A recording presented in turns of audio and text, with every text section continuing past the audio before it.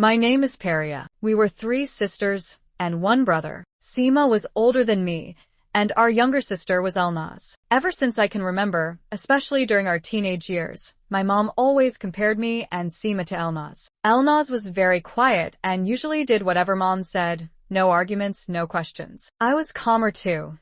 Not much of a troublemaker, but sometimes I wouldn't listen to mom and made what she called mistakes. But honestly, I didn't think they were mistakes. I felt I was doing the right thing. Seema, on the other hand, was more rebellious. She often did things that mom didn't approve of, and that caused a lot of tension. Mom would constantly tell Seema things like, "You've aged me," or "You're the oldest but the least mature," or "I wish you were more like Elnaz, who's 5 years younger than you." And we just grew up with this constant comparison and tension in the house. Eventually, both Elnaz and Seema got married. I was in university, busy with my own life, and honestly, marriage wasn't even on my radar. But after a while, both of them started facing problems in their marriages. Seema didn't get a divorce because she had a kid, but Elnaz ended up getting divorced.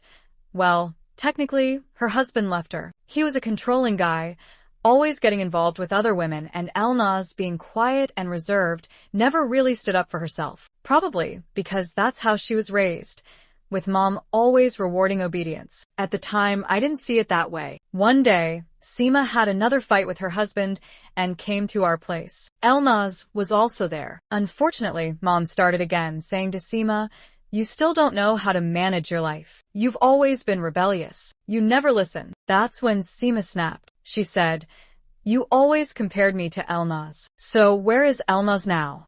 She couldn't save her marriage either. Why aren't you blaming her?" They started arguing, and Elnaz heard everything. She was going through a really tough time, freshly divorced, emotionally fragile. She was always the sensitive one, who kept everything inside. I saw the fight wasn't ending, so I turned to my mom and said, "Why does one sister's mistake have to be another's fault? Why do you compare us like we're in a competition?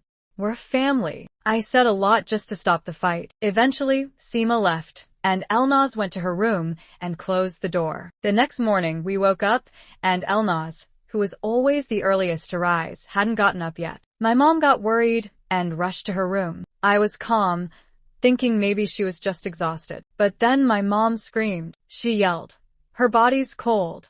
Call your dad.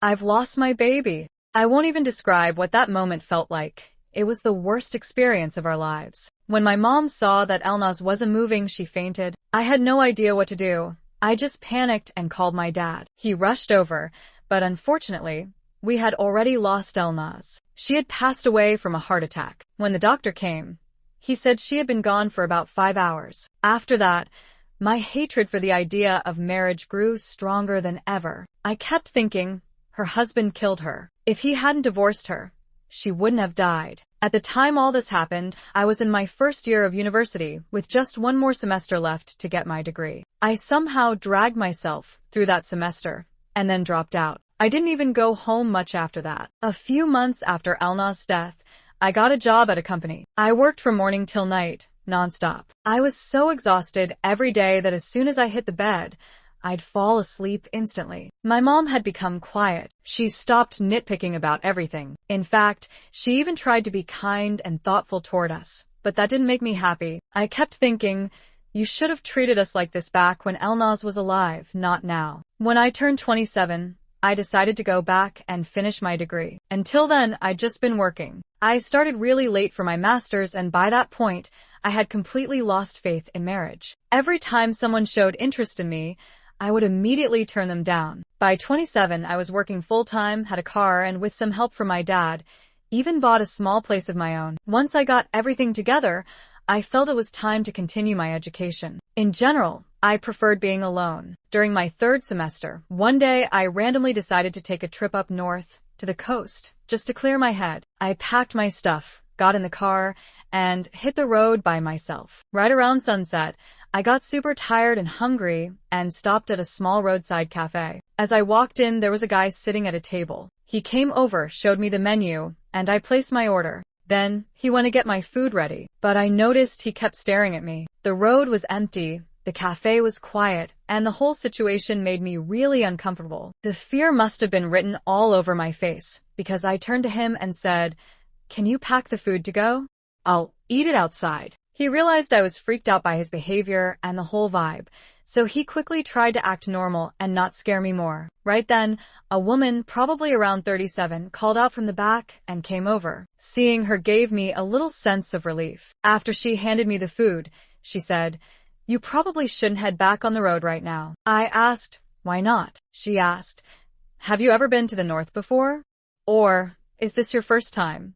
Are you here alone?" I said, "Yeah, I've been here before, but not alone." She said, "Sweetheart, it's raining and the road is completely fogged up right now. It's deserted out there, and honestly kind of scary. I'm just saying this because I have a daughter too, and I'd hate for something to happen to you out there. What if your car breaks down? Or you crash in the fog?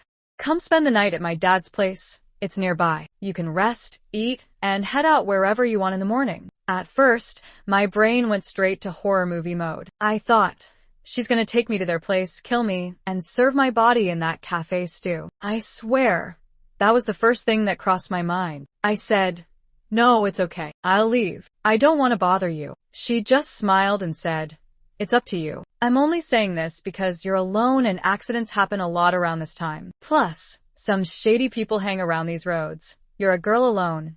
Anything could happen." So I said, "Okay, I'll go, but if the road looks bad, I'll come back. You'll still be here, right?" She said, "Yeah, I'll be around." Just like she said, a few minutes down the road, it got really bad. I could barely see anything. It looked like something out of a horror movie, foggy, pitch black, and totally empty. If I hadn't been alone, maybe it would have been okay. But by myself? No way. So I turned back. When I got back to the cafe, I told her, "Yeah, you were right. The road's impossible." She said, "Okay then, stay here. I'll leave my brother in charge of the cafe and take you over." That's when I realized the guy at the cafe was her brother. She took me to this village where her dad's house was. I was still nervous during the drive, thinking, what if this is all a setup?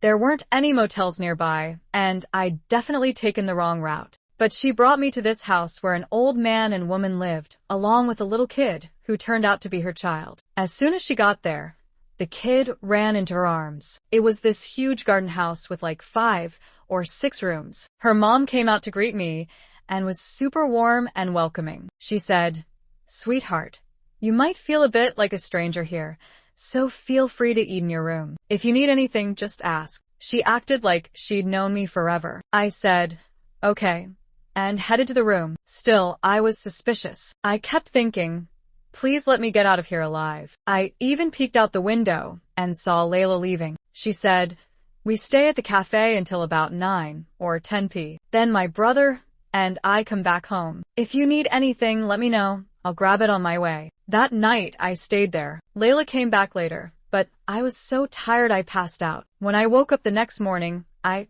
actually laughed at myself. Wow, the things I imagined. I didn't even realize how quickly morning came. Layla's mom, Atiya, had quietly left a big breakfast tray outside my door, without even waking me. I washed up and went out. No one was inside, and Atiya was in the yard, playing with Layla's kid on a little motorbike. After breakfast, I thanked them all so much and got ready to leave. As I drove away, I kept thinking, they treated me with so much respect. Nothing bad happened. Maybe I shouldn't be so scared of people. So I turned around, went back to the house, and asked, "Do you guys want to come with me for a ride?"